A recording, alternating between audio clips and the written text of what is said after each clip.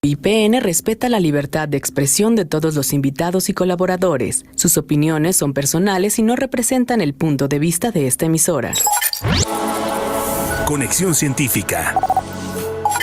Esta es una producción de Radio IPN. Covalencias. Tu enlace con el conocimiento politécnico. Acompaña a los especialistas por este viaje sonoro sobre la ciencia y la técnica de nuestro instituto. Conduce Rolando Ísita. Laicas y buenas tardes tengan sus mercedes. Les saluda Rolando Ísita desde las instalaciones de Radio IPN 95.7 de frecuencia modulada en la Ciudad de México. Sean todos ustedes bienvenidos a la revista radiofónica Covalencias para enlazarte con el conocimiento científico del Politécnico. Les invito a que hagamos juntos este viaje a través por donde se propagan las ondas electromagnéticas para mostrarles el corazón guinda y blanco del Instituto Politécnico Nacional. Esto y más aquí en Covalencias, enlazándote con el conocimiento científico del Politécnico. En la mesa tenemos como invitado al doctor Juan Francisco Márquez Rubio de la Escuela Superior de Ingeniería Mecánica y Eléctrica del Instituto Politécnico Nacional, Unidad Culhuacán. Con él vamos a charlar sobre estrategias para aplicar control en algunos sistemas que presentan retrasos en el flujo de información. No se diga más, vamos a comenzar con nuestro programa Covalencias para enlazarte con el conocimiento científico del Instituto Politécnico Nacional.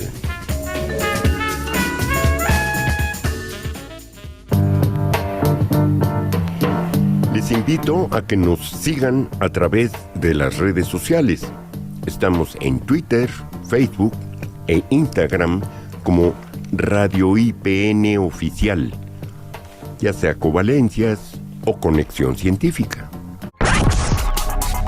En la mesa.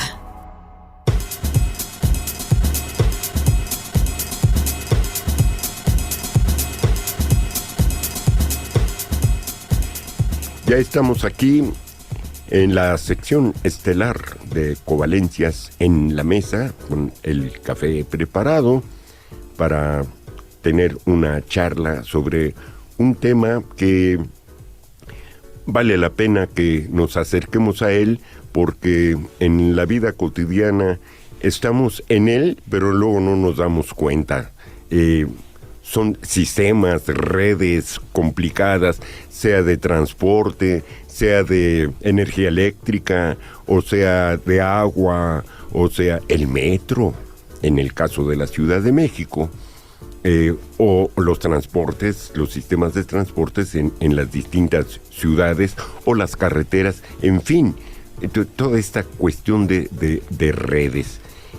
Pero sintonizados en el asunto donde se transmite información de manera electromagnética, eléctrica o magnética. Y para ello estamos con Juan Francisco Márquez Rubio. Él es ingeniero en comunicaciones y electrónica por la Escuela Superior de Ingeniería Mecánica y Eléctrica en el campus Culhuacán del Instituto Politécnico Nacional. Tiene maestría en ciencias de ingeniería en microelectrónica, doctorado en comunicaciones y electrónica con la especialidad de control automático.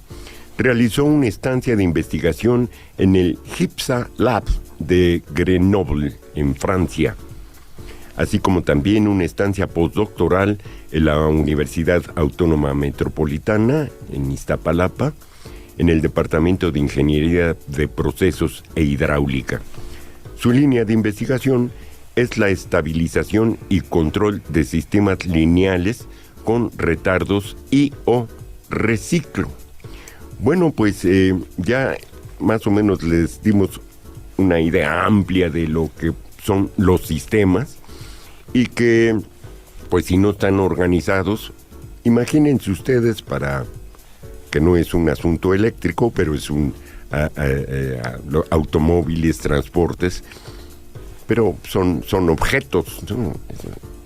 Y que van ustedes por la avenida Insurgentes, que la cruzan miles de calles. Esas miles de calles, a su vez, se cortan con muchas otras avenidas, y hay unas que son diagonales, en el caso de la Ciudad de México como División del Norte, y dices, bueno, y sin embargo, fluye el tránsito. A veces que se descompone algún semáforo o que hubo un accidente, se bloquea una zona.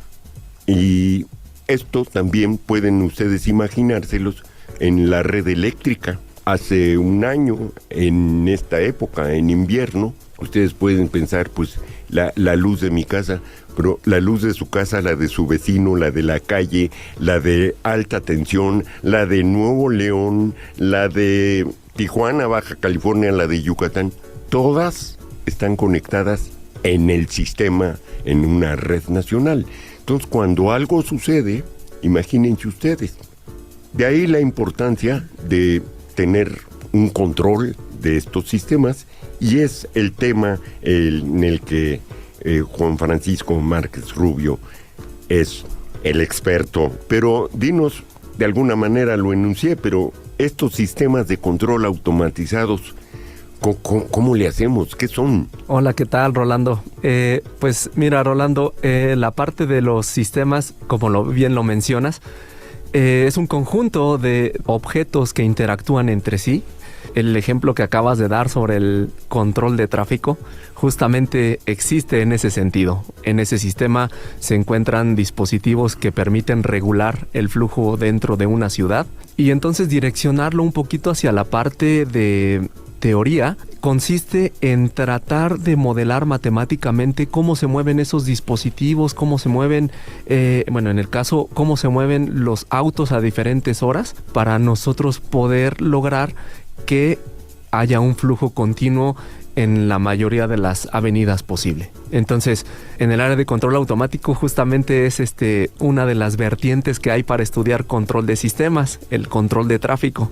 Y una cosa muy importante que hay dentro de los sistemas es, por ejemplo, el censado de las variables. Eso es algo que es sumamente importante, porque nosotros necesitamos conocer cómo se encuentra el sistema actual para poderlo trabajar.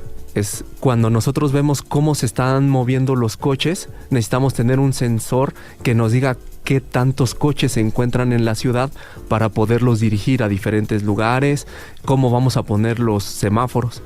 Y con la información que tenemos actual, la vamos a llevar a un sitio de comparación para que podamos decir nosotros, en este momento tenemos tanto tráfico, pero lo que nosotros deseamos es que fluya, que no haya embotellamientos. Habrá un cerebro que deberá tomar la decisión para ver cómo vamos a configurar los semáforos para que no haya embotellamientos en la ciudad. En el área de control, lo que nosotros hacemos es entonces proponer diferentes tipos de cerebros para la toma de decisiones. Esencialmente es eso, una ley de control. Nosotros comparamos lo que hay actualmente en el sistema contra algo que deseamos, y entonces alguien va a tomar la decisión. Sin embargo, para poderlo llevar a términos teóricos, lo que hacemos es primero modelar el sistema matemáticamente, que son ecuaciones diferenciales de diferentes tipos. No lineales, además. Exactamente, un caso muy bonito, por cierto.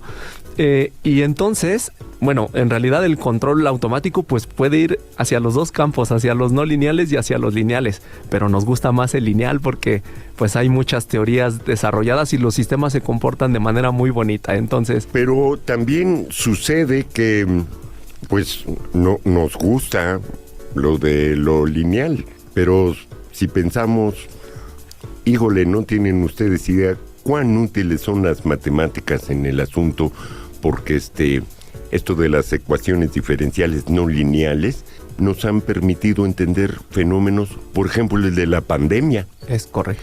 Nos permiten entender fenómenos como la migración de especies, de poblaciones.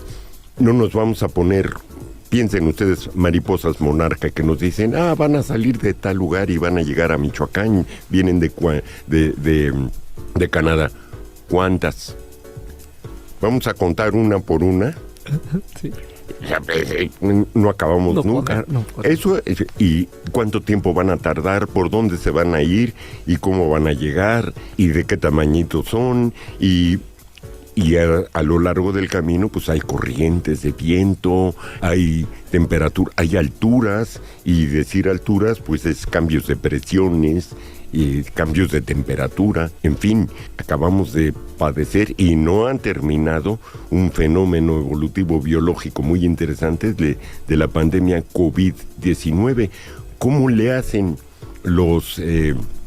las autoridades de salud, tanto la planetaria, la Organización Mundial de la Salud, como cada localidad, país, ciudades, municipios?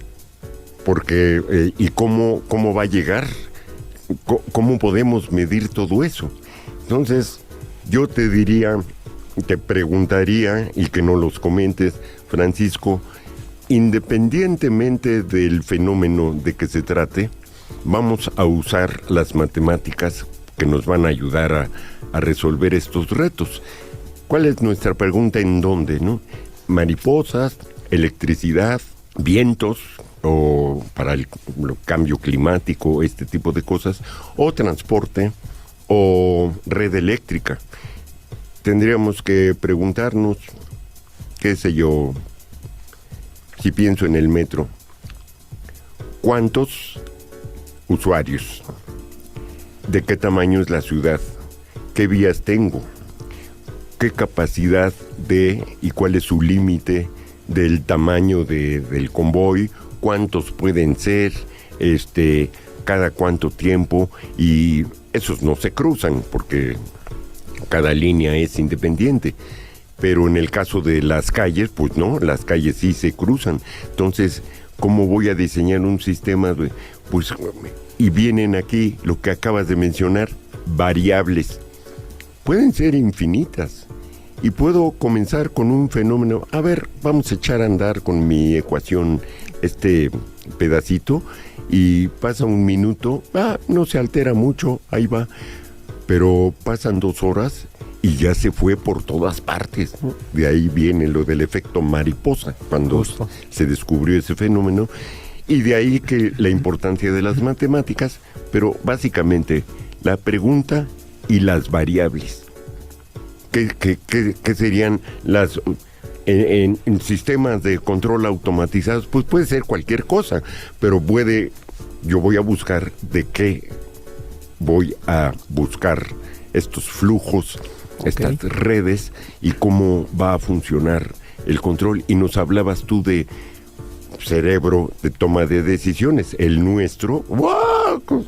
Así es. No lo hemos equiparado todavía, aunque nos hablen de inteligencia artificial, nos falta muchísimo todavía por saber, pero es una red compleja donde además hemos sabido a través de las investigaciones que se afecta. Comenzó con una persona que fue cruzado su cerebro por una barra y le cruzó diagonalmente, y debieron haberse suspendido funciones. Pero entonces se descubrió que el cerebro es muy plástico y las funciones que se desarrollaban en una parte se cambiaron a otra. Bueno, si pensamos en cualquier otro sistema, tendríamos que entender matemáticamente que a lo mejor no nomás es un cerebro, son muchos, o cuántos necesito. Pero básicamente, ¿qué hacen? Gracias, Rolando. Pues sí, justo lo que comentas en el escenario de las variables, hay un ejemplo que me gusta mucho platicar en el sentido de los sistemas de control. Cuando nosotros estamos en una habitación, en general, o en nuestras casas regularmente, pues tenemos un dispositivo que en realidad solamente enciende o permanece apagado. Ahí lo que tenemos entonces es una variable de iluminación, y es una variable que le llamamos una variable binaria, es decir, está en encendido y apagado. cuando hablamos de control, finalmente cuando nosotros llegamos a esa habitación y queremos estudiar, pues entonces lo que hacemos, nosotros somos el cerebro que toma la decisión de accionarlo, y entonces tenemos una variable binaria que estamos activando. Es decir, estamos influyendo sobre el sistema de tal manera que nosotros tenemos una variable 1 o 0, ¿no? Encendido o apagado. Y en el ámbito de los sistemas de control, pues hay muchas vertientes en la industria que se pueden controlar así. Hay muchos sistemas de bandas, por ejemplo, que transportan material y que basta con activar o desactivar el motor, teniendo entonces una variable de control binaria, 1 o 0. Sin embargo, en el área de control automático hay otra segunda vertiente que se refiere a el hecho de tener no solamente dos estados en la variable 1 o 0, sino tener una cantidad, digamos, infinita de valores en esa variable. Y el ejemplo lo podemos aterrizar de nueva cuenta hacia la habitación. Hemos ido a algunos hoteles que son un poquito bonitos, ¿no? Y que tenemos entonces cómo variar la intensidad de la iluminación. En ese caso, si nos damos cuenta, tenemos una perilla, no tenemos solamente un apagador, sino tenemos una perilla que giramos, y cuando está totalmente apagado, entonces la perilla se encuentra hasta el lado izquierdo, y cuando nosotros comenzamos a girar lentamente esa perilla, lo que ocurre es que la variable va cambiando, pero de manera muy sutil. De tal manera que la intensidad en la habitación se va iluminando cada vez más, hasta que cuando giramos totalmente la perilla queda totalmente iluminado. Es así como podemos nosotros visualizar la diferencia entre una variable que es binaria con una variable que es continua. Y entonces en el segundo campo, en el campo de las variables continuas, donde tenemos una colección de cosas por visualizar, es donde hay muchas aplicaciones en términos de ingeniería hacia sistemas electrónicos, mecánicos. En realidad el área de ingeniería de control pues va encaminada hacia muchas áreas, no está casada, digamos, solamente con sistemas mecánicos, eléctricos, sino incluso, como bien lo comentabas hace rato, también se puede direccionar hacia la parte de sistemas económicos, de sistemas de control de tráfico, y ahorita se me ocurre también, se me viene a la mente los sistemas biomédicos. ¿Por qué los sistemas biomédicos? Porque en realidad el control de tráfico se modela a través de ecuaciones diferenciales parciales. Y resulta que tienen una coincidencia con la parte de modelar también el flujo en nuestras venas. Entonces el control de tráfico en realidad está basado también en cómo estudiar el flujo en las venas de un cuerpo. Entonces, pues bueno, más o menos con respecto a las variables, eso es lo que podemos decir, Rolando. Ahorita que mencionaste lo del sistema binario, prácticamente todo funciona así. El universo así funciona. ¿Cómo surgió el universo? Partícula y antipartícula. Y hay materia y antimateria. Así es. Tenemos polo positivo, polo negativo, carga positiva, carga negativa. No tenemos, por ejemplo, un monopolo magnético. Si ustedes toman un imán, una barra de imán, y en un lado tienen el positivo y del otro el negativo, y lo parten a la mitad, no se van a quedar con el positivo en una mano y con el negativo en el otro, sino cada uno de esos pedazos vuelve a ser positivo y negativo. Correcto. Y pueden hacerlo todos los pedacitos más chiquitos que quieran de esa barra y va a seguir sucediendo lo mismo. No hay un monopolo magnético como en electricidad sí podemos separarlos, ¿no? Claro. No, pero esto de... Sí, pero podemos tener un conjunto de ellos. ¿Cómo funciona? ¿Cómo le copiamos al cerebro para cuando diseñamos el cómputo? ¿Qué lenguaje vamos a usar? No, bueno, pues nosotros hablamos padrísimo y nos podemos entender en muchos idiomas y tenemos un abecedario de 29 letras. Pues sí, pero aquí no tenemos más que corriente o no corriente. Así es. ¿Entra o no entra? ¿Cómo le vamos a hacer? Bueno, pues un conjunto de todos esos. Entonces, una A o un conjunto de información que nos haga una A, pues puede ser 01001001. Y la B 0, 1, 1, 1, 0, 0, 0, pero son ceros y unos, es entrada o no entrada. Y la intermediación entre el 0 y el 1, híjole, ahí ya nos metemos en un asunto muy interesante que a veces nada más salen las ecuaciones, pero en la realidad es difícil verlo, ¿no? La energía, la física cuántica.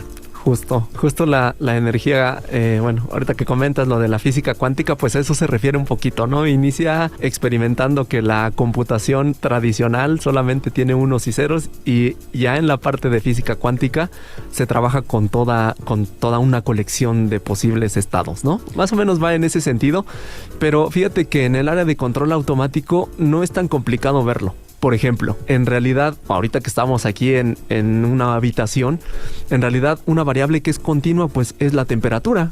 Si nosotros ponemos un termómetro ahorita aquí afuera y nos siguen subiendo el aire frío, lo que va a ocurrir pues es que entonces si yo pongo ahí un medidor, entonces el medidor se va a ir hacia la parte, hacia abajo, obviamente, llevándonos hacia menos tantos grados. Pero si te das cuenta, en realidad en la pantallita nosotros nada más vamos a ver 20 grados, 19, 18, 17. Bueno, eso es lo que podemos ver.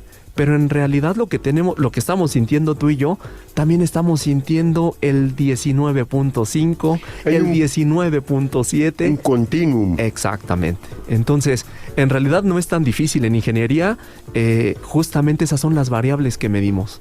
Temperatura, concentraciones en ciertos materiales, medimos la presión en un tubo, medimos cuánto material está pasando cada determinado tiempo.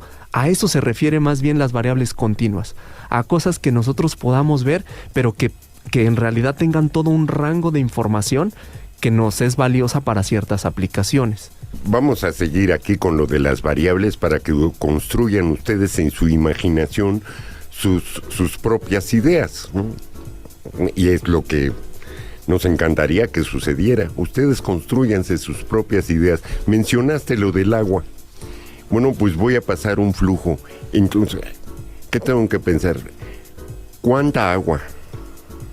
Esa agua tiene una fuerza, un volumen, una densidad, tiene una temperatura, y el conductor del agua, el tubo, pues tendré que pensar también de qué grosor, de qué material, de qué densidad, su índice de oxidación, o si es inoxidable, o todas estas preguntas que me estoy haciendo son variables.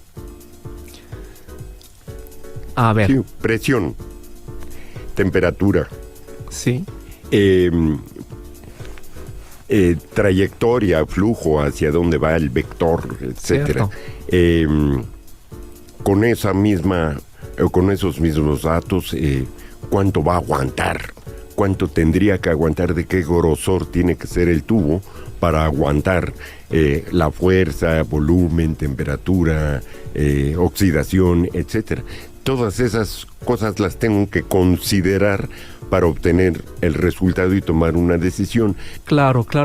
Mira, Rolando, en eso que acabas de platicar me parece muy interesante, porque en realidad en los sistemas de control, ahorita, bueno, para pensar en los sistemas de control tenemos que separar dos cosas. Una son las características del sistema y una segunda son las variables medibles. En el caso del ejemplo que tú me planteabas, como el grosor del tubo por donde va a pasar, las características del material, las bombas que lo van a transportar, los motores que van a llevar de un lado a otro, eso, imagínatelo dentro de una cajita. Eso en realidad, eso es una parte, eso es solamente el modelo del sistema. Eso es independiente de las variables. Y por otro lado, les vamos a medir justamente las variables que son lo que tú comentabas: presión, temperatura, concentración, corrientes en el caso de sistemas eléctricos o voltajes. Entonces, una cosa es la parametrización de cómo es el sistema. Eso está dentro de una caja. Y eso no es que esté separado. Por supuesto que toda la interacción entre esos dispositivos van a lograr que nosotros podamos tener acceso a ciertas variables medibles. Pero sí es importante separar cada una de esas cosas. Una cosa es el modelo del sistema como está, y otra cosa son las variables que vamos a medir, porque para la toma de decisiones pues ya no importa tanto la parte del sistema, sino qué vamos a hacer con las variables que estamos midiendo. Pónganle pausa y regresamos con Francisco Márquez Rubio hablando de estos sistemas interesantes, para que cuando luego nos enteramos de cosas, ¡ay, hubo un accidente en tal lugar!, no empecemos a escuchar tonterías, porque son sistemas complejos. Estás escuchando Covalencias con Rolando Ísita. Regresamos. Estás escuchando Covalencias con Rolando Ísita. Regresamos.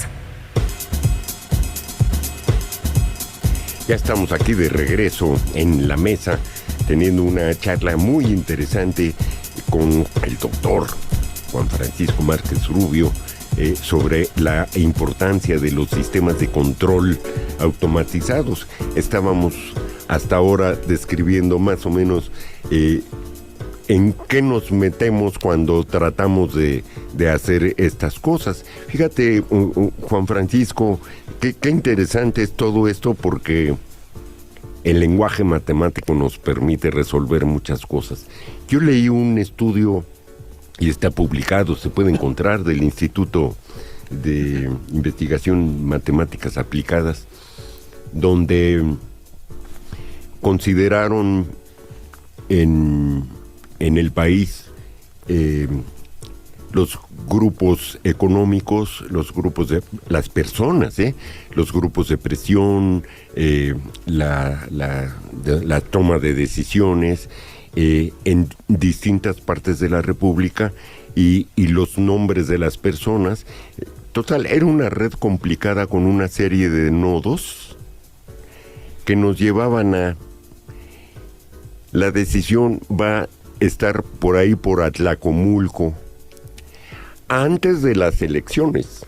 Okay. O sea, el modelo matemático nos permitía inferir, no asegurar, inferir que el candidato iba a salir de Atlacomulco. ¿Quién creen que fue el presidente? Peña Nieto. No importa si era Peña Nieto, eso no era lo relevante, sino de toda esta red de intereses económicos, políticos, sociales, 32 estados de la República, va toda la red así con sus nodos, y todo apuntaba que es en Atlacomulco.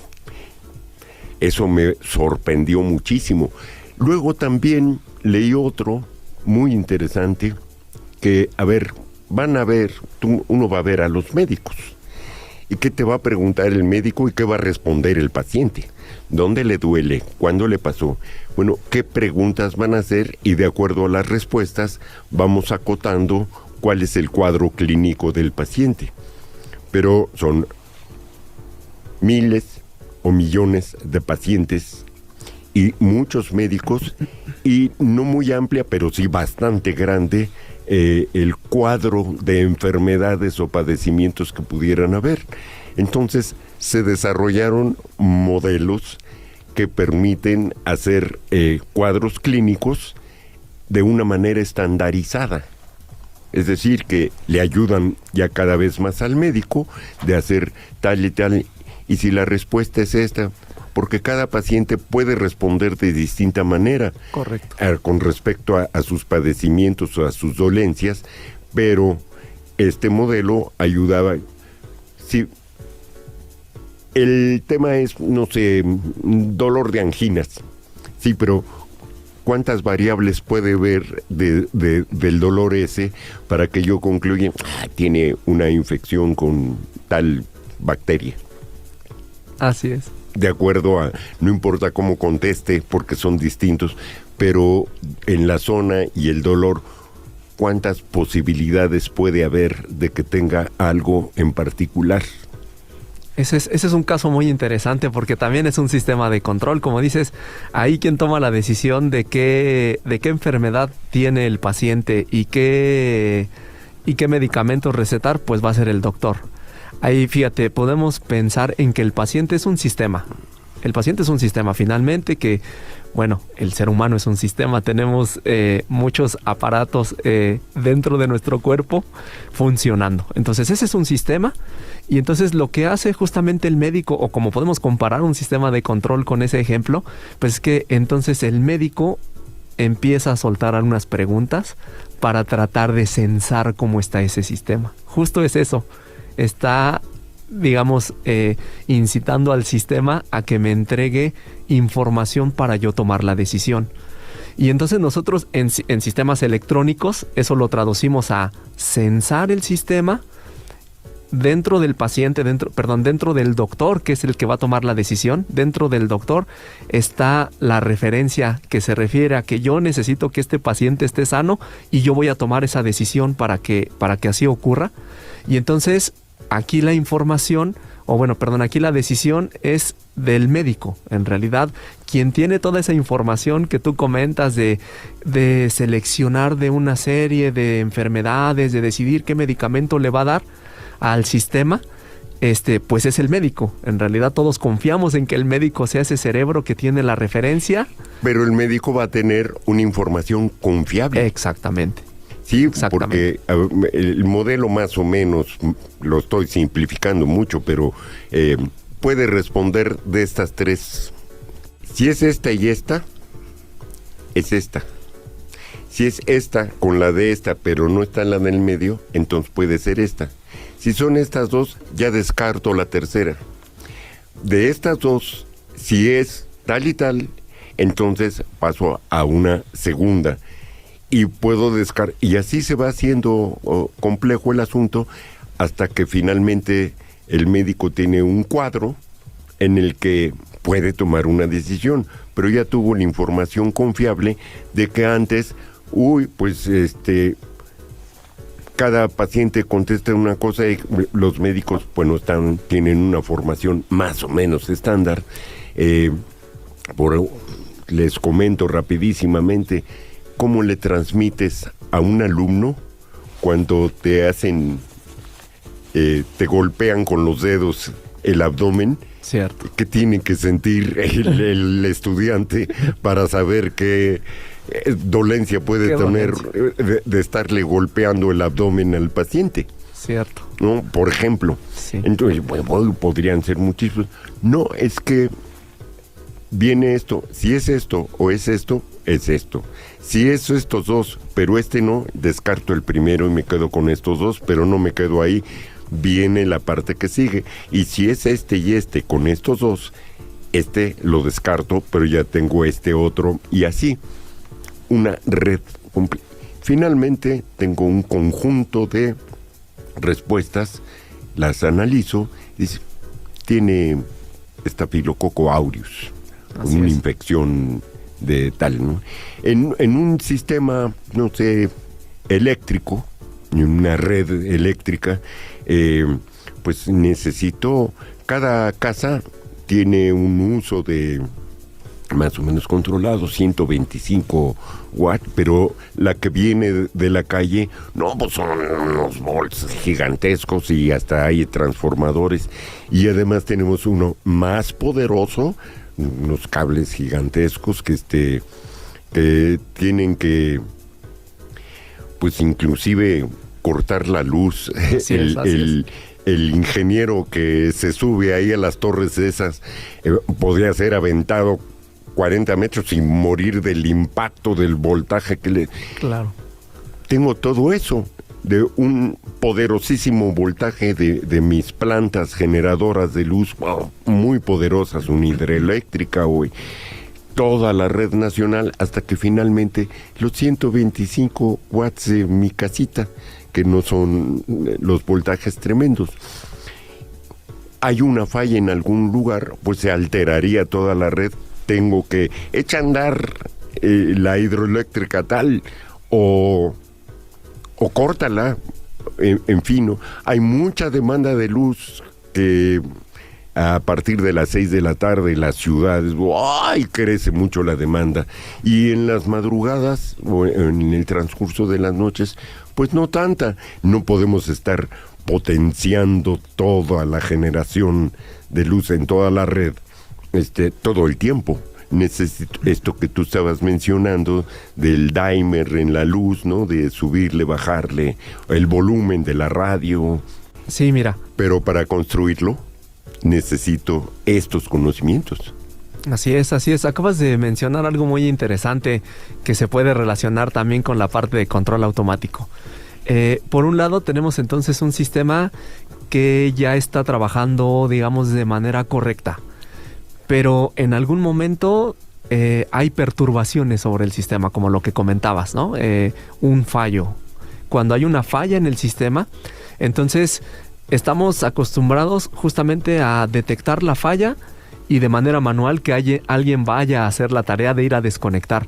La intención del control automático es justamente evitar que haya un operario que vaya a desconectar algo. La intención de las matemáticas es tratar de asegurar que el sistema va a poder rechazar esa falla o esa perturbación. En general es más sencillo rechazar una perturbación que una falla, porque son dos cosas diferentes, también se pueden separar.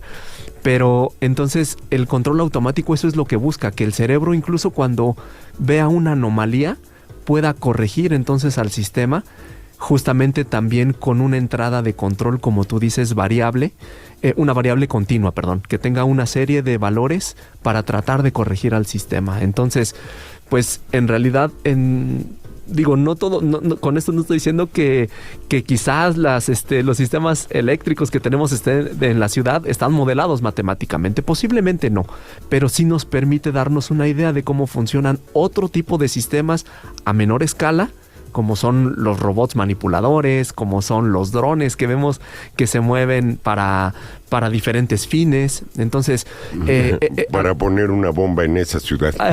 Sí, así es. Que no es la mejor manera de ocuparlo, ¿verdad? Pero esos sistemas en realidad eso es lo que tienen en común. Un comportamiento que uno puede modelar matemáticamente y diseñarle un cerebro, una ley de control que tome una decisión para que ese sistema se comporte o haga lo que yo quiero. Esa es la intención a grandes rasgos del control automático. Pues tenemos una visión global de qué es esto, para que se lo imaginen ustedes que los fenómenos no son tan sencillos, pero que hay una manera sencilla de entenderlos, controlarlos, afrontarlos. Y en estos, el sistema que a ustedes se les ocurra, así sistemas, redes complejas, ¿a qué le llamaríamos entonces un retardo? Perfecto. Pues los retardos en realidad son un efecto que en general lo podemos ver como una característica adversa al sistema. Y lo podemos poner como ejemplo en una transmisión de televisión. Cuando el reportero se encuentra en Irak, por ejemplo, nosotros nos encontramos en la Ciudad de México y estamos viendo la tele. Y entonces el reportero de aquí de la Ciudad de México le pregunta al de Irak, ¿y qué tal Pedro? ¿Cómo va Irak? Y entonces vemos en la televisión que Pedro ya está abriendo la boca, pero no llega el audio. Tarda ciertos segundos o fracciones de segundos en que nosotros podamos escucharlo. Y entonces, ¿qué ocurre? En este caso, el reportero que se encuentra en la Ciudad de México conoce que va a haber un retraso y se espera. O sea, ya tiene conocimiento de que va a haber un retraso de la información en que va a llegar, el tiempo que va a llegar. Y entonces espera un poquito y ya después le contesta. Pero ahora imagínate, Rolando, el caso donde el reportero no tuviera conocimiento de ese retraso. ¿Qué ocurre? Le pregunta a Pedro, ¿cómo va Irak? El de Irak le contesta, no, pues por acá todo bien. Y entonces, si el reportero de la Ciudad de México no se espera y emite una segunda pregunta, cuando el reportero que está en la Ciudad de México está hablando, llega la respuesta. Y entonces en realidad se genera pues un caos cuando nosotros estamos viendo la tele, porque ya se revuelve la información. En los sistemas es algo similar. Los sistemas, cuando tienen un retardo en la información, pues están teniendo información pasada o información que ya no sirve en este momento. Uh-huh. Y entonces justamente eso es lo que lo que representa pues una adversidad en el sistema o para poderlos controlar. Entonces, en general, eso es lo que ocurre. Los retardos se pueden modelar matemáticamente, y cuando uno pone un retardo en un modelo matemático de un sistema, pues lo que hace es hacerlo todavía más complejo. Y en realidad, bueno, pues ahí lo que nos toca mucho estudiar son las ecuaciones diferenciales que presentan términos trascendentales, ¿no? Entonces, va más o menos por ahí.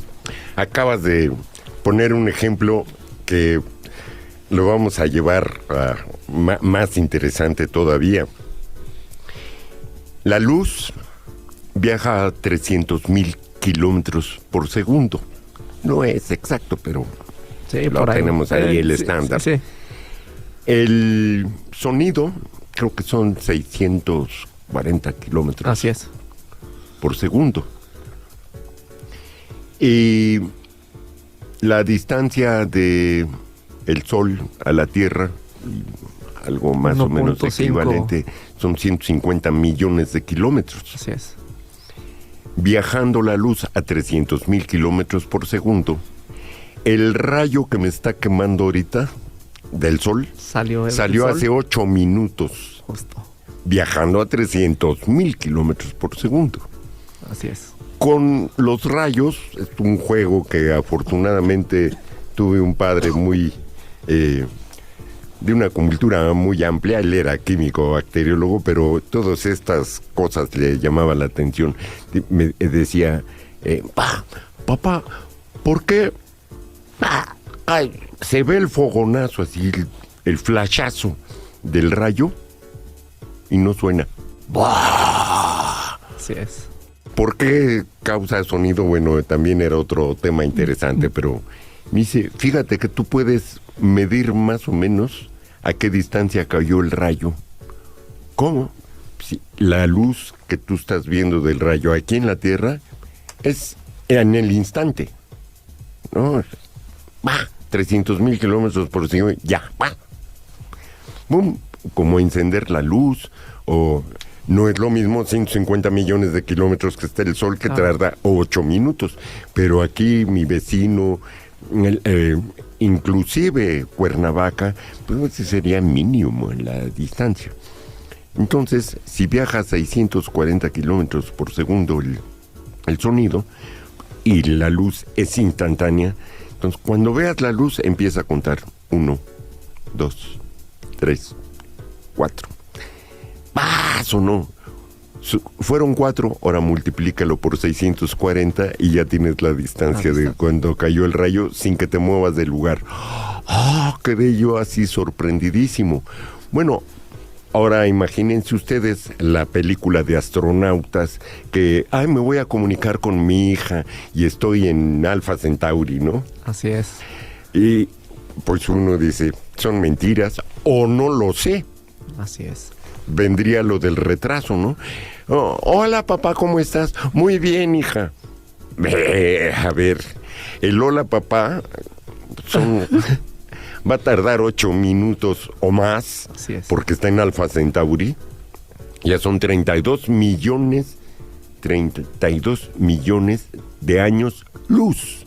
O sea, la distancia que recorre la luz a 300,000 kilómetros por hora en un año. Sí, si son 300,000 en un segundo, multiplican ustedes por 60 para que sepan un minuto. 60 minutos para que sea la hora. Van a tener que saber ponerle ceritos al exponenciales porque si no, no les va a alcanzar el cuaderno. Nada más una hora de 300,000 por 60, por 60, por 60, y luego 24 para que sea un día. Y luego 360 para que sea un año. Un año luz. La distancia que recorre la luz en un año, pues es una cantidad gigantesca. Entonces, Alpha Centauri está en 32 años luz de distancia. Y, hola papá, ¿cómo estás? Muy bien, hija. Eso no va a ocurrir, es posible. No va a pasar. Así es, así es. Aunque vaya a la velocidad de la luz. Así es, así es. Pero estamos poniendo una cosa muy exagerada. Pero el ejemplo que pusiste es muy interesante porque lo vemos todos los días ahora que están sucediendo cosas ahí en la Europa central, y le están los reporteros y le preguntan, ¿y fulanito dime tal? Y el otro está viendo la cámara así. Así es. Tarda un rato en contestar la pregunta. Así es. O cuando hablamos por el celular, no se tarda tanto. Así es. ¿No? Yo hablo con un amigo en España, el retardo no es tanto. No es tan grande, no es significativo, le decimos nosotros. Pero ahí nada más es la señal de mi voz se convierte en electromagnética, va a viajar a la velocidad de la luz y le llega, y es el aparatito la vuelve a convertir en voz. Ahí no hay problema, pero que es imagen y sonido la que tenemos en las transmisiones. ¿Cómo medimos o cómo podemos controlar estos retrasos? Les pongo otro. Va a haber una tocada de Paul McCartney en el parque, el que a ustedes se les ocurre, en la Marquesa. El sonido viaja a 640 kilómetros por segundo. Y yo quedé a 200 metros del escenario y hay una pantallota. Y él canta Don't Ever Ask Me Why. Se tardarían. Bueno, ahora sé que colocan las bocinas considerando el retraso y lo pueden hacer simultáneo. Para que lo hagan simultáneo. Ay, eso me dejó muy impresionado. Como en un sistema eléctrico o electromecánico o electromagnético, resuelves o enfrentas este retraso. Sí, Rolando. Pues mira, en el caso de los sistemas en el caso de sistemas ya eléctricos, mecánicos, electromecánicos, mecatrónicos, la cosa no es tan fácil. O sea, en los ejemplos que tú comentas, al parecer hay ciertas acciones que podemos hacer para omitir el retardo, para evitarlo, en realidad. En el caso de los sistemas físicos, eso no es posible. En el caso de los sistemas que estamos transmitiendo información, material, o sea, el retardo va a estar porque el material se tiene que transportar, porque la información va a tardar en llegar. Porque la física es indiscutible. Así es. No es posible eliminarlo. Eso es algo que mucha gente en el área de control pues le cuesta trabajo ver, pero en realidad no lo podemos omitir. Ese siempre va a estar presente en el sistema y no lo vamos a quitar. ¿Pero lo puedo prever? Pero lo podemos, en algunos casos, podemos nosotros hacer predicciones sobre cómo va a funcionar el sistema, algo que nosotros trabajamos mucho como predictores u observadores, para tratar de anticiparnos a cómo se va a comportar el sistema antes de ser retardado. Y bueno, pues nosotros por ahí tenemos algunos trabajos en ese sentido. Tratamos de diseñar dispositivos que para ciertos sistemas traten de hacer una predicción del sistema para tratar de esa información utilizarla para la toma de decisiones. Pero otra cosa también muy importante es que, como te decía, los retardos no se pueden omitir. Los retardos realmente siempre van a estar ahí.